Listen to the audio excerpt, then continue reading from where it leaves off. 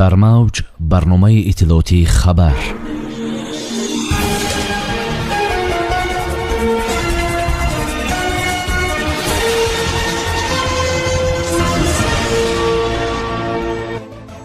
президенти ҷумҳурии тоҷикистон барои сокинон боғи навро ба истифода доданд.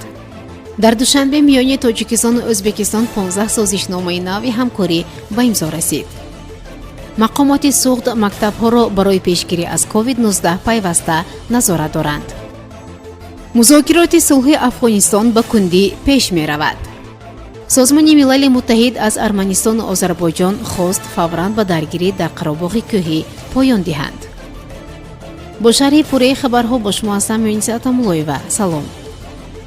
дар идомаи сафари корӣ дар ноҳияи шаҳри нав президенти ҷумҳурии тоҷикистон муҳтарам Эмомалӣ Раҳмон дар маркази ноҳияи шаҳри нав ҳамчунин боғи фарҳангии фароғатии шоҳ Исмоили Сомониро ифтитоҳ карданд.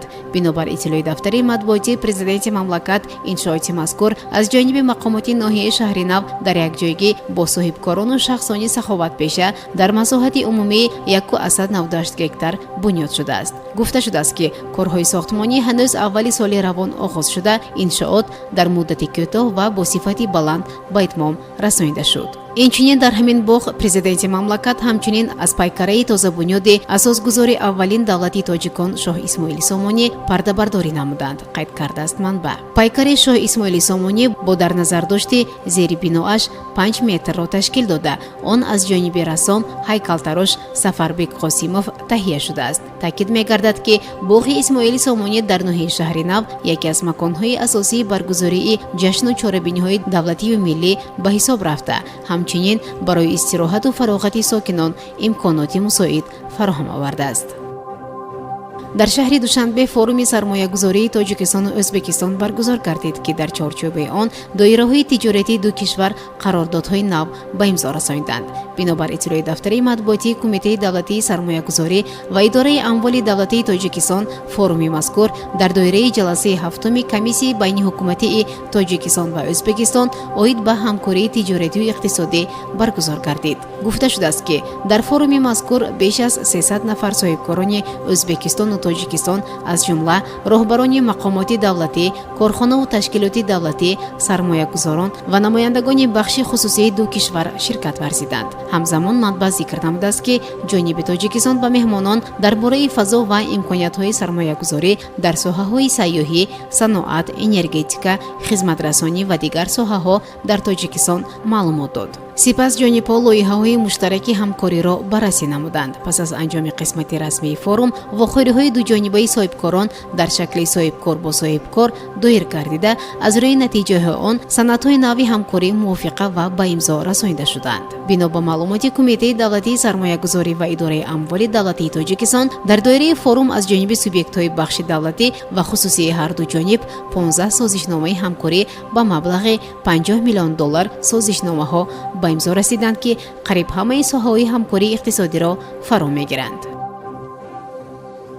бинобар иттилои дафтари матбуотии Вазорати тандурустии Тоҷикистон, мутахассисони муассисаи давлатии маркази ҷумҳуриявии ташаккули тарзи ҳаёти солими Вазорати тандурустии Тоҷикистон бо муовини раиси вилояти Суғд Зайнура Азимӣ ҷиҳати гузаронидани мониторинг дар муассисаҳои таълимии шаҳри Хуҷанд оид ба пешгирии бемории сироятии коронавирус вохӯрӣ анҷом доданд. манбаъ таъкид доштааст ки ҳадаф аз гузаронидани ин мониторинг дар муассисаҳои таълимии шаҳри Хуҷанд пеш аз ҳама пайваста огоҳ намудани муҳассилин барои пешгирии бемории сироятии коронавирус мебошад.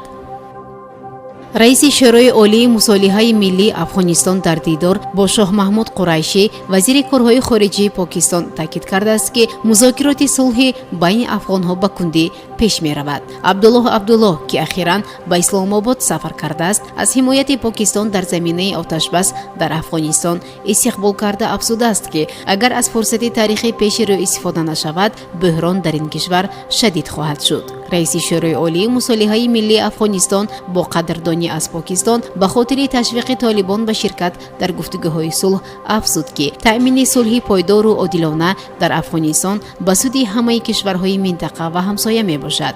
Шоҳ Маҳмуд Қурайшӣ, вазири корҳои хориҷии Покистон, дар навбати худ гуфтааст ки сафари Абдуллоҳ равобити миёни ду кишвари Афғонистону Покистонро вориди марҳалаи тозае мекунад. ва ниёз аст фасли наве дар равобити ду тараф гусурда шавад. шӯрои амнияти созмони милали муттаҳид аз нерӯҳои Арманистону Озарбойҷон хостааст ки фавран ба ҷанг бар сари минтақаи Қаробоғи кӯҳӣ поён диҳанд.